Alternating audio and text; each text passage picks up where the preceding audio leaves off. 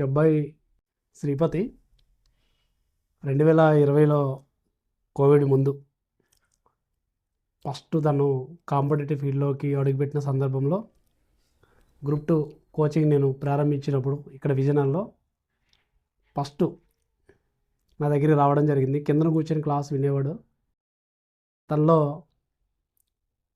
ఎలా చదవాలనేది అదే ఉత్సాహంతో, ప్రేరణతో, స్ఫూర్తితో, ఓపికతో, నిలకడతో 5 ఇయర్స్ పైన కష్టపడి ఒక మధ్యతరగతి కుటుంబం నుంచి వచ్చినటువంటి తను ఈరోజు గ్రూప్ 2 జాబ్ సాధించడం జరిగింది. నిలకడగా, స్థిరంగా కష్టపడి చదివాడు. ఎవరిన్ని కోచింగ్లు చెప్పినా, ఏం చేసినా, ఎంత గైడ్లైన్స్ ఇచ్చినా కష్టపడకుండా ఏది కూడా సాధ్యం కాదు. తన కష్టం వెనకతల 5 సంవత్సరాలు, తన ఫలితం వెనకతల 5 సంవత్సరాలు కష్టం అనేది ఉంది. తను స్ఫూర్తిగా తీసుకొని తను కూడా ఒక మిడిల్ క్లాస్ కుటుంబం నుంచి, పేద కుటుంబం నుంచి వచ్చి ఈరోజు గ్రూప్ 2 జాబ్ కొట్టడం జరిగింది. చాలా గర్వకారణం. సో తనలాగే మీరందరూ కూడా తనను స్ఫూర్తిగా తీసుకొని మీరందరూ కూడా గ్రూప్ 2 జాబ్ కొట్టాలని నేను మనస్ఫూర్తిగా కోరుకుంటున్నాను. మీ ఉద్యోగ సాధనలో మా వంతు మన ఈశ్వర్ క్లాసెస్ ఏదైతే ఉందో, ఏ ఉద్దేశంతో అయితే పెట్టానో, ఇలాంటి అనేక మందిని నేను తయారు చేయాలనుకుంటున్నాను. మీ అందరూ నాతో కలిసి నడవండి.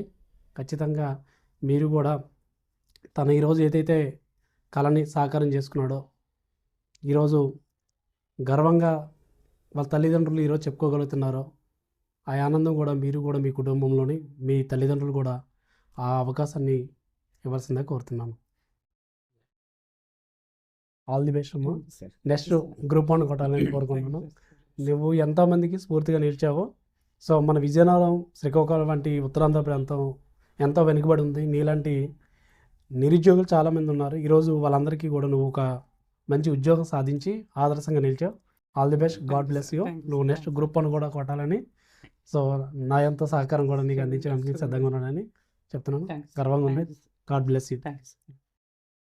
రిలేషన్స్ శ్రీపతి, తన శ్రీపతి అండి చాలా మారుమూల గ్రామం నుంచి, ఒక మధ్యతరగతి కుటుంబం అంటే పేద కుటుంబం నుంచి గ్రూప్ 2లో ఈరోజు విజేతగా నిలవడం జరిగింది. ఎంతో అభినందనీయం, అలాగే స్ఫూర్తిదాయకం కూడా. ఎంతోమంది నిరుద్యోగులకు స్ఫూర్తిగా నిలిచాడు. ఈరోజు తన గురించి చెప్పాలంటే, కోవిడ్ ముందు నేను గ్రూప్ 2 క్లాస్ స్టార్ట్ చేసేటప్పుడు ఒక 30 మంది పిల్లలు కిందన కూర్చొని క్లాస్ చెప్పేవాడిని. అది అలా అలా తనకి గ్రూప్ 2 మీద కూడా ఇంట్రెస్ట్ వచ్చిందని, ఆ తర్వాత దాన్ని అలాగా ఆపలేదు. కోవిడ్ టైంలో కూడా క్లాసెస్ వింటూ కష్టపడి చదివి 5 సంవత్సరాలు స్థిరంగా కూర్చొని చదివాడండి. ఈరోజు తన ఫలితం ఎలా ఉందో మీ అందరికీ తెలుసు. అదేవిధంగా తను ఎలాగైతే కష్టపడ్డాడో, 5 సంవత్సరాలు స్థిరంగా ఎలాగైతే పుస్తకం దగ్గర నుంచి పక్కకి వెళ్ళలేదండి. సో అన్నీ కూడా సాక్రిఫైస్ చేశాడు. మీరు కూడా తనకలాగే ఏదైనా జాబ్ సాధించాలంటే వాళ్ళ లక్ష్యాన్ని నిర్దేశించుకునే లక్ష్యం కొరకు నిరంతరం కృషి చేసిన సందర్భంలో మాత్రమే విజేతలు అవ్వగలరు. దానికి చక్కని ఉదాహరణే మన శ్రీపతి. ఆల్ ది బెస్ట్ అమ్మ. God bless you.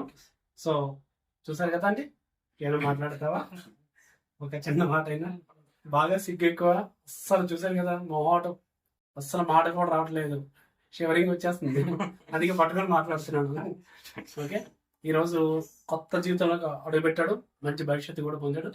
సో మీరు కూడా తనకులాగే మంచి పొజిషన్లోకి వెళ్ళాలని మనస్ఫూర్తిగా కోరుకుంటున్నాం. మీకు కూడా మా దగ్గర సహాయ సహకారాలు అనేది అందించడం జరుగుతుంది. ఒక ఎగ్జాంపుల్ చెప్పాలంటే, తను 2020లో అనుకుంటా 2019 నవంబర్లో వచ్చాడు. అప్పుడు తను గ్రూప్ 2 అంటే ఏంటో, సో ఎలా ఉంటుందో తెలియని పరిస్థితి నుంచి గ్రూప్ 2 అంటే కొట్టగలనే ఒక తనలో నమ్మకం కలిగించుకున్నాడు. తనకు తానుగా కూడా కష్టపడి చాలా కష్టపడ్డాడు. ఈరోజు ఈ పొజిషన్కి వచ్చాడు. సో మీరు కూడా ఒకసారి ఆలోచించండి అమ్మా. Thank you.